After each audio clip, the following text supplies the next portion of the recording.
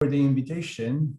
Thank you everybody for joining in. So I'll share a visual presentation because, as Eric said, this is sort of an exploration of a design trend that has become quite visible all over the world. There we go. So this is the cover of the book, and we call this trend Global Brooklyn. It's a very recognizable trend. It's, you know, the exposed bricks, the hanging Edison lamps, the blackboard with the cutesy fonts, recycled woods, mismatched furniture, potted plants all over the world. I realized about this phenomenon by traveling. I travel a lot, both for work and for pleasure. And in the most unexpected places, I would find restaurants, cafes, stores, hotels that look pretty much the same. And I thought this could be an interesting topic to discuss in the context of tourism, because, you know, as we will see, there are elements that are the same all over the place and elements that change. So to explore this topic, I started working with a bunch of other experts, other academics, but also designers, entrepreneurs. The person from Accra is actually a food critic, because we wanted to have a sense of how this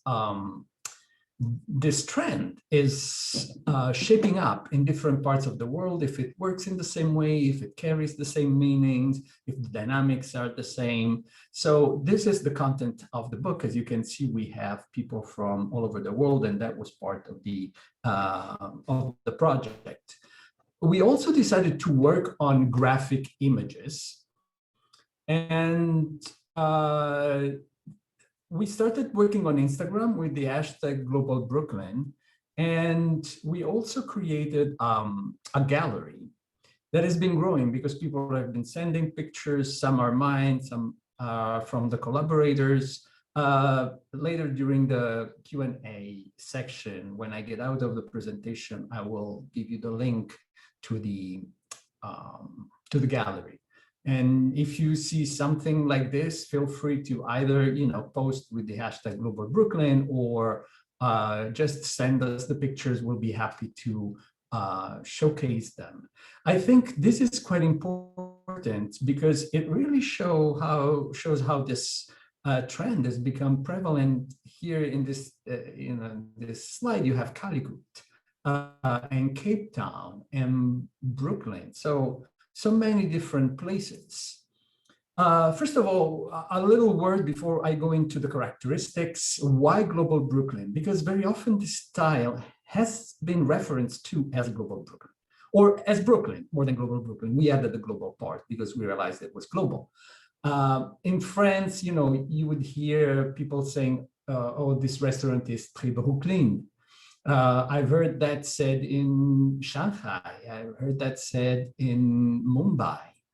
And probably the identification of this aesthetics, of this approach with Brooklyn, it's not so much connected with an actual origin, because this aesthetics actually has, you know, has elements coming from the post-unification scene in Berlin, from the punk scene in Seattle, and many other places around the world. But the fact that Brooklyn is so present in the global imaginary has made it an important point of reference. And so as we see these places in movies, in TV shows, on photographs, probably that's why many people identify this approach, aesthetic approach, but also experience approach with Brooklyn. So the first characteristic that I've already mentioned a little bit is design. This preference for post-industrial environment, reutilization of built structures that maybe had been abandoned, the reutilization of old material, both in terms of objects, but also materials themselves, wood, metal especially. In a way, this is also a reflection of attention to sustainability.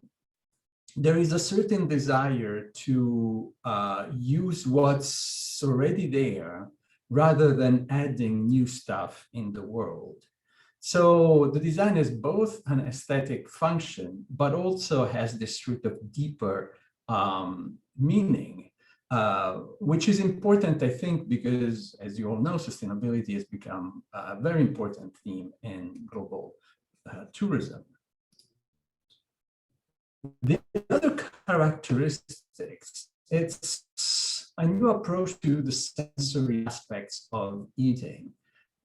In this global Brooklyn environment, we see a preference for natural flavors, for fermented flavors, somehow for what we would call the funky aspect, the funky aromas. So in the coffee world, we really have a prevalence of third wave coffees. So coffees that are not very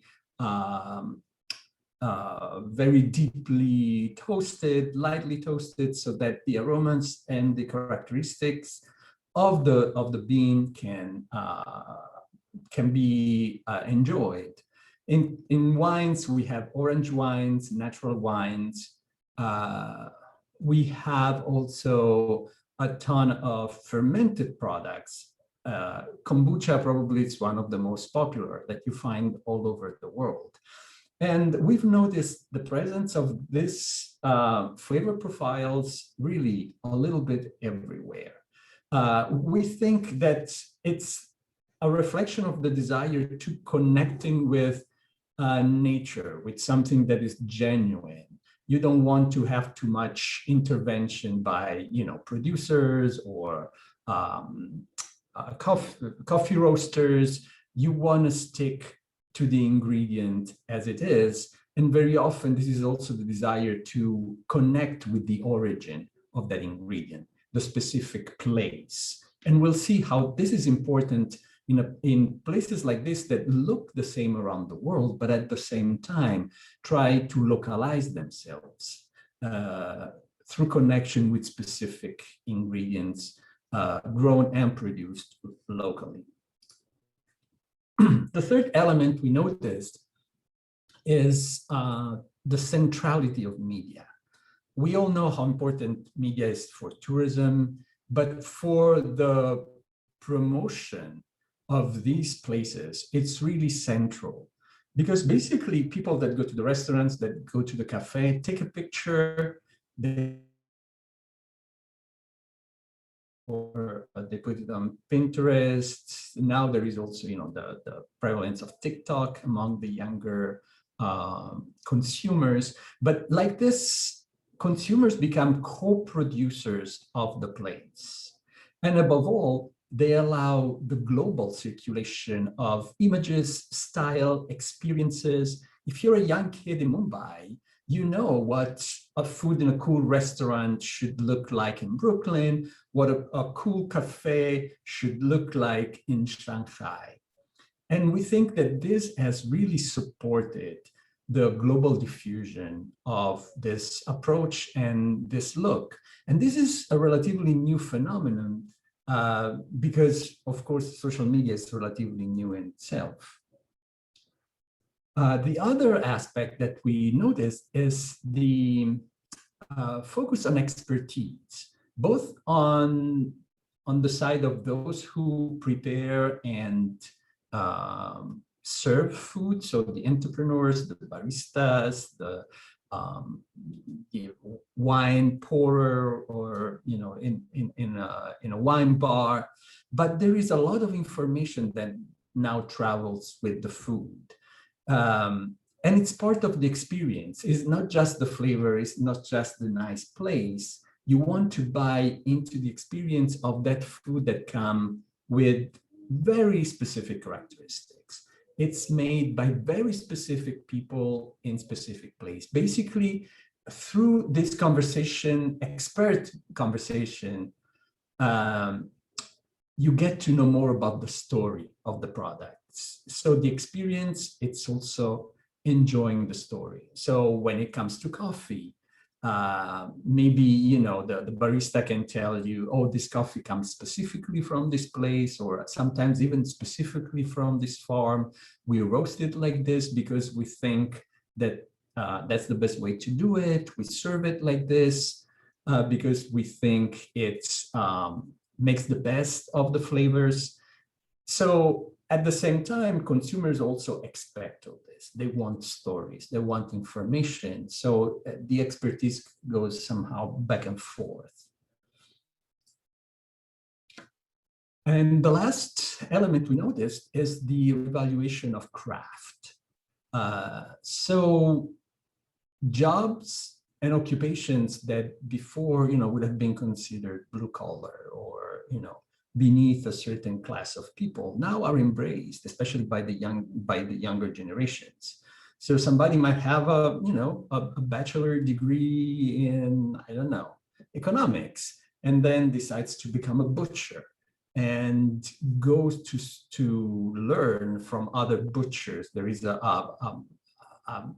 tight network within these worlds. Each world is different, of course, but there is this desire of rediscovering skills, know-how connected with physical work that before would have been unthinkable. Even in places like, you know, India or China, where parents are still very much keen about their children, you know, having a professional career, these sort of shifts are quite visible among the younger generations. So these are a little bit the 5 dimensions that we've noticed. What's the consequence of this? And this is important for tourism. We have what we've called a decentralized sameness, meaning that places end up looking the same all over the world, even if there is no central coordination. This is no Starbucks that decides what the look of the cafe should be around the world. These are independent entrepreneurs that latch on to this style, to this approach, to this aesthetics. But the result is that, for instance, in this picture on the left, you have a pasta place on the street where I live in Rome, and on the right, you have a bakery in Rio de Janeiro. The elements of the global Brooklyn aesthetics are very present in both, although, as I said, they produce completely different products. On the left, they make pasta, handmade pasta, and very good one that you can buy or consume in the restaurant. On the right, this is the opened a new place. But for instance, they explained that their bread, their sourdough, is based on local yeasts. And so they counterbalance, in a way, the fact that, you know, it looks like bakeries all over the world by saying, well, but our bread tastes different because the yeasts are, they call them carioca yeasts that developed on the beach. So they play a lot on the image of Rio as a beach place. So, as we said, this is not only for restaurants, cafes, and stores, but it's become a prevalent aesthetic also in hotels, which of course are very important for tourists because that's where they stay. But in a way, they say the same aesthetic approach reflected not only where they eat, where they stop for a cup of coffee, but also where they stay during their travel. So it becomes quite pervasive. And in a way, there is an expectation that these are the cool places. This aesthetics is embraced by boutique hotels all over the place, but also larger chains like W has taken elements of this because they realize that this is what, you know, passes for cool and new and fresh and interesting. Here on the left, we have the White Hotel from Williamsburg in New York. On the right, we have the Ace Hotel in the Central District of New Orleans. But it's not an American trend. I mean, I've recently, you know, when we could travel. I was working in Copenhagen and I stayed in a boutique hotel that looked more or less like this. So how do you counterbalance this? Because if you think about it, it goes against the basic motivation of tourism, which is knowing different places. So you have this contradiction where travelers want to go to different places, but they appreciate an environment, an aesthetic approach and looks that they feel comfortable with, that they feel are familiar, but at the same time are considered fresh and trendy and new. From the point of view of the offer, there is also, as I mentioned before, this desire to localize. So while the aesthetics is embraced, for instance, in the left, you have this place in Calicut in Kerala, India, where the old objects and the wood that are recycled are local and visibly local. Then you see, the mismatched furniture, the post-industrial tables, the Edison lamps, but this is an Indian place. On the right, this is a cafe in Chiang Mai in Thailand that basically serves food that they grow in their backyard, almost literally. So while the cafe itself embraces these aesthetics, these global aesthetics, then the food is very much touted as local, as grown locally. Inevitably, the spread of this global Brooklyn trend has overlapped with dynamics of gentrification. So sometimes, that works for the best. Here we have a couple of examples of old industrial structures that have been abandoned. And these new global Brooklyn places have occupied and brought back to life. On the left, you see the Mikkeller brewery in Copenhagen. On the right, the LX factory in Lisbon. As a matter of fact, the LX factory is a whole industrial district that had sort of been decaying, and now it's full of restaurants and cafes and galleries and fun places. And I've seen places like this, I don't know, in Poland, in Krakow, for instance, there is one that is similar. So at times, these places, with their attention to post-industrial structures, to sustainability, to recycle, to the reoccupation of old places, totally makes sense in semi-abandoned industrial places.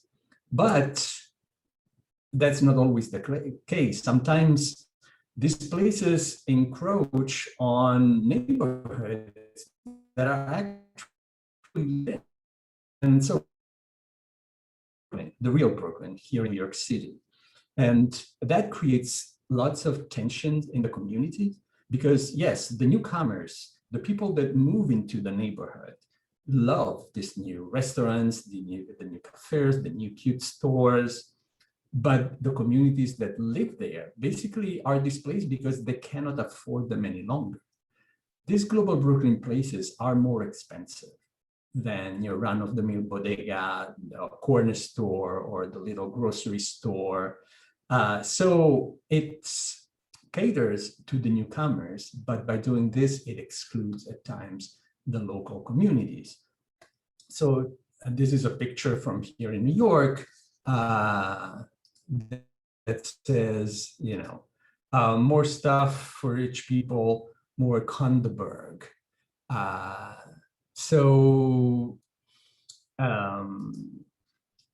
For this reason, this aspect, this trend is also being connected with hipsters, with specific generations, millennials, Gen Zers. But I think now it goes beyond that. Probably at the beginning that was the case, but now you find these global Brooklyn style places also in sort of resort communities. For instance, here in New York, in upstate New York on the Hudson River, you would find, villages that now have lots of, people with means, with money that moved there during the pandemic, but also before. And you find lots of these places, which clearly do not cater to younger people, they cater to middle-aged people that have the economic means to have a second home or move to these sort of more elegant places. So although this trend started maybe among hipsters and the younger generations, now it's become quite prevalent. And that explains, for instance, why hotels embrace it. You know, hotels couldn't just survive on young people. They bank on the fact that also older generation or middle ages people enjoy this look, this approach. In all this, and this is the theme of this conference, so I sort of talked about it, but I want to spend a couple of minutes on the aspect of sustainability. Sustainability is central to this new approach. It's central in terms of design, as we've said, you know, they recycle material, they use abandoned buildings, but also in the terms of what is served in these cafes, stores, or restaurants. Sustainability becomes one of the selling points. As a matter of fact, very often you have references to that in their mission and visions or their website, on their communications on Instagram, but also in the food itself, on the menu. They might say, okay, this is organic coming from this place. So while, you know, there is a lot of attention to environmental sustainability, as we've discussed, there might be a little less attention in terms of sociocultural sustainability and economic sustainability. So you know, if sometimes it's good to, you know, you reuse abandoned buildings, and other times the encroachment of the global Brooklyn world create displacement and exclusion, which definitely goes against any sort of sociocultural or economic sustainability. So I'm very curious to see where this trend goes, if it will fizzle or, you know, it will take new forms or it will be watered down, but it's here and it's been here for a while now. And it's become, you know, quite visible also in the world of tourism. These are the places that guidebooks would recommend, you know, to people. Oh, if you're in the city, you have to go to this new cool place, or you have to go to this new cool neighborhood. So it's become part of tourism too. We'll see what happens in the future. So I've used a little less than my half hour, but I think I have conveyed most of what I wanted to say. So I'm happy now to take questions if there are any. Thank you, Fabio. You were crackling a little bit there. The connection was breaking up a little bit, so maybe it was because you're sharing your screen. So let's hope that fixes itself. I put the link to get your book in the chat for everyone, and besides ordering directly from the publisher, it's also available on Amazon. So if anyone would like to order your book and learn more about this in detail, I would encourage you to pick up your own copy of that.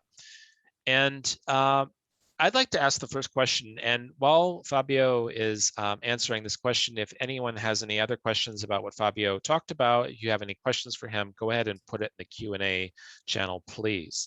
So the first question, Fabio, is this hipster aesthetic a fleeting trend, or is it here to stay? That's, you know, I think it depends on where you are. Here in New York, it feels seen. It feels a little old. So I think here it's fizzling a little bit, but in other places like Accra, like Mumbai, like Shanghai, it's happening. It's really out there. So I think in places where the trend originated, New York, Berlin, Seattle, San Francisco, London also, you know, this might be going towards, I wouldn't say a demise, because I think certain elements of design, certain elements of sustainability, a shift in flavors, those will stay. But in other parts of the world where this look has arrived later, it's still relevant, and actually it's still very much expanding. So I want to share the gallery right now on the chat so that you can travel around the world a little bit and see, global Brooklyn places in small towns in Korea, or, towns in Poland, places where you would not expect that.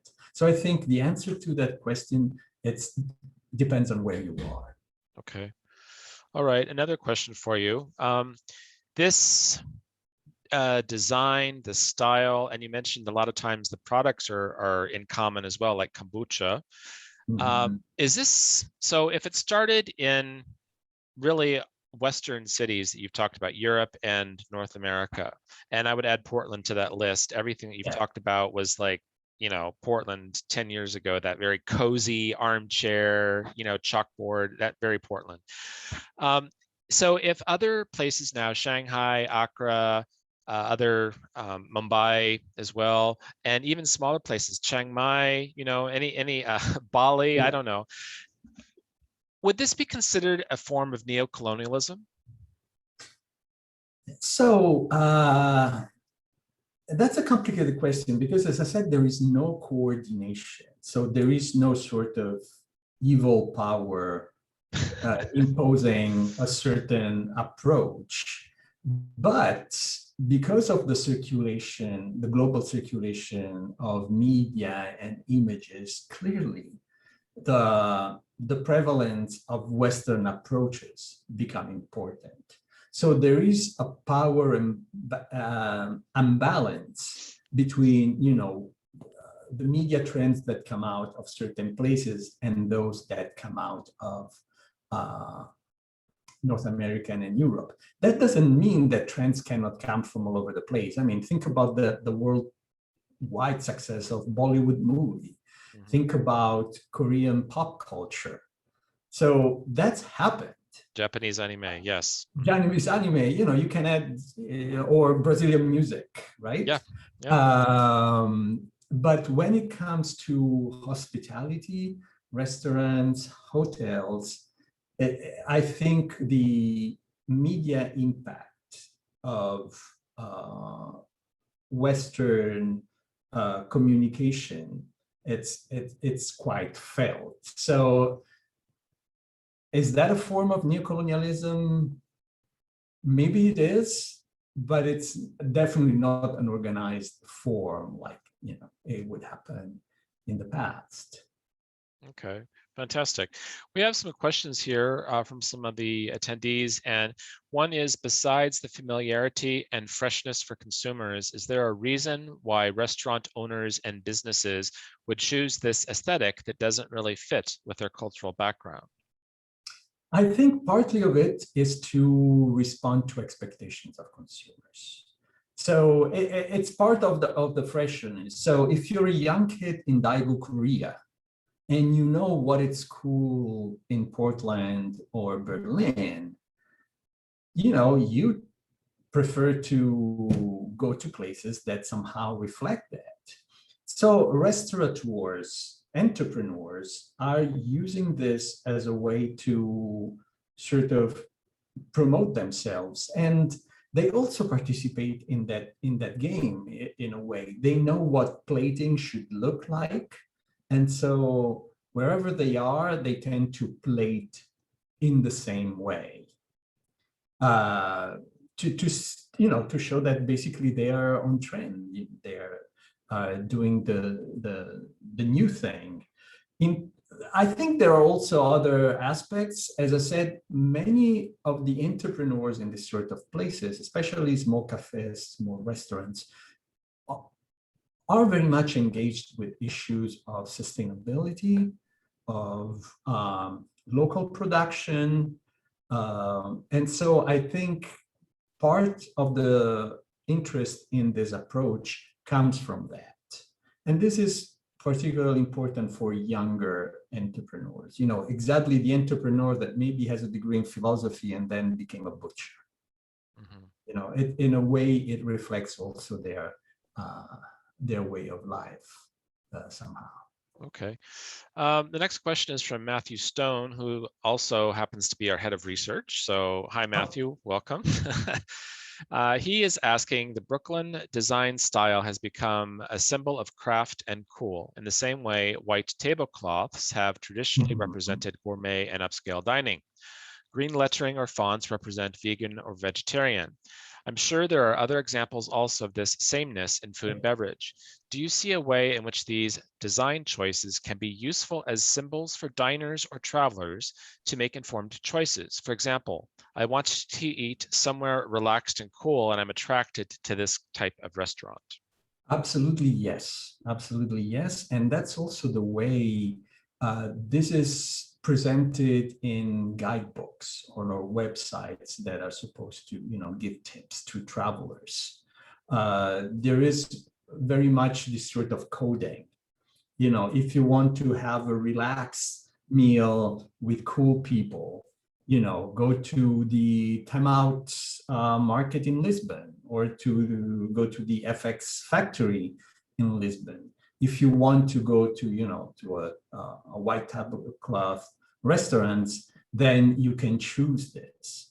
But I think there has been, starting in 2008, sort of more imposing, more official kind of restaurant and establishment has sort of been through a crisis, let's say. You know, 2008 marked the peak of, or the beginning of a recession that has been with us for a long time, and now who knows what will be the impact of COVID. But even, you know, in the worldwide famous restaurants, and I'm thinking about, I don't know, Noma in Denmark, or certain three-star restaurants in France, there has been sort of the shedding of the white tablecloth and the embrace of some of these elements of, you know, simple design, recycled materials, and other elements that we've discussed in Global Brooklyn. So I think also in that segment of the market, there has been a transition towards a simpler aesthetic, a simpler approach, an approach that also speaks of sustainability. As I said, it started in 2008. Who knows what the restaurant and the hospitality world in general, hotels included, would look like after COVID. I suspect that, you know, changes are coming, but who knows? Also because, you know, many restaurants and hotels have folded. And so there is the desire of restart something. And, you know, when the desire of starting, you can come up. We lost you there, Fabio, can you say your last sentence again? Oh, I said that, you know, as there is a lot of desire to restart, you know, I believe that this can bring novelty. And so we'll see how this trend will translate. Looking at it as an opportunity, sure. We have a question here about, would it make more sense to use this very concept to help showcase the local history and tradition of the place? Yes. So as I said, there is this tension. So there is the overall approach, the overall aesthetic, but then there is also the desire of differentiating yourself, because otherwise, you know, you would be just a cookie cutter place. And so the Calicut place for me was very interesting because it was clearly an upscale-ish place in Calicut, which is this coastal town in Kerala in southern India. But the way that, for instance, in the menu, they work mostly with local desserts and local coffees, because Kerala, Karnataka, as you might know, have a big production of very interesting local coffees. So there was that in the menu, as opposed to other places next door that would serve a more, let's say, Western or British inspired menu. And then in the design, the use of, for instance, old milk metal containers, old bicycles, pieces of wood houses, that really eradicates the place in the local context. So it's this weird tension between, you know, a global trend, a global approach that then very often is translated in very specific, localized ways. Interesting. Oh, I'm just thinking, you know, maybe if the design aesthetic it resembles each other, but like you said, you know, that people are using materials sourced locally, you know, recycled furniture from the local area, or bikes or art or something that's from the local area. So perhaps it's a bit of a mix. Maybe it's a way to kind of honor our heritage as well, but also give people what they expect. I don't know. Claudia is asking, what is the opposite of Brooklyn style? Family style, traditional, or hole in the wall? She relies on guides to show clients these kinds of places. What are other ways? And she's really meaning traditional restaurants with great food, places that are not necessarily top of mind. So some restaurants have embraced the sort of anti-global Brooklyn. We don't want to be cool. We want to be salt of the earth sort of approach. We want to have the mom and pop aesthetics. But even there, some elements of this new aesthetics creep in. And you can see that especially in ethnic restaurants, because also the ethnic entrepreneurs know that these are the places that maybe, you know, people with a little more money would gravitate toward. And so they also change to welcome the new clientele. In one of the essays in the book, which is about Chicago, there is the story of the chef that had his taco place. And the taco were fantastic, but then he realized he had to, you know, change a little bit the aesthetics, give in somehow in certain elements to attract the new, younger, sort of hipsterish or middle-aged but with money clientele. Sure. And so there has been a willful embrace of this element and a change of aesthetic and service and experience in the restaurant. And I think this is becoming visible a little bit, not only in Western cities, but also in different places. I experienced that, for instance, in Shanghai quite a bit. I was in Shanghai 1.5 years ago, and I was quite stunned that also, you know, the little eateries where you have, you know, your little noodles on the go would have some of these elements to attract to the local, you know, golden youth, let's say, without excluding, you know, the mom and pop people, because those are, you know, good clients too. Sure.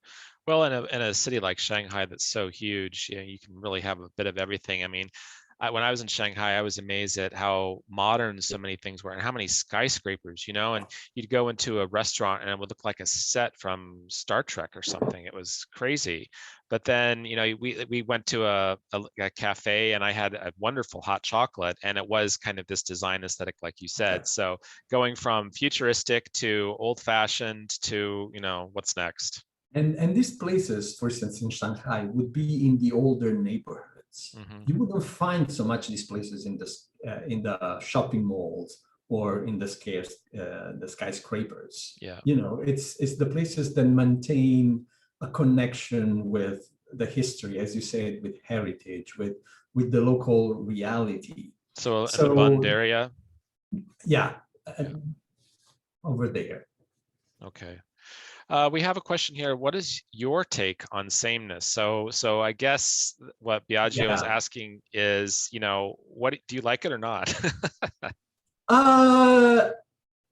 Not particularly, I must say, but I like when people become creative to, as I said, you know, offer something that is felt as trendy, but at the same time want to do some that is quite new and specific to the place. I can definitely appreciate that. I'm not much of the sameness, because in this case, sameness is not a functional element. I don't know, in the diffusion of sushi restaurants, you know, there was also sameness of objects, of furniture, of decor, but that made sense because also there was a direct connection with one specific style of food that came from one specific place.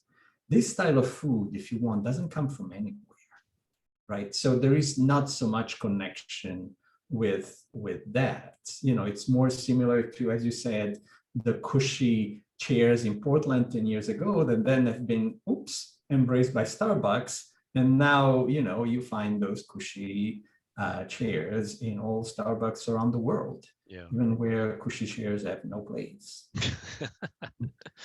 Well, I just posted another link to your book there in case anyone missed it above. I think we might have time for one more question. I'd like to tie this into the theme of the conference and talk about sustainability. So if we talk about sociocultural or economic, is this style, is this design, are these similar products, are they supporting sustainability or are they supporting innovation and creativity? I would say both.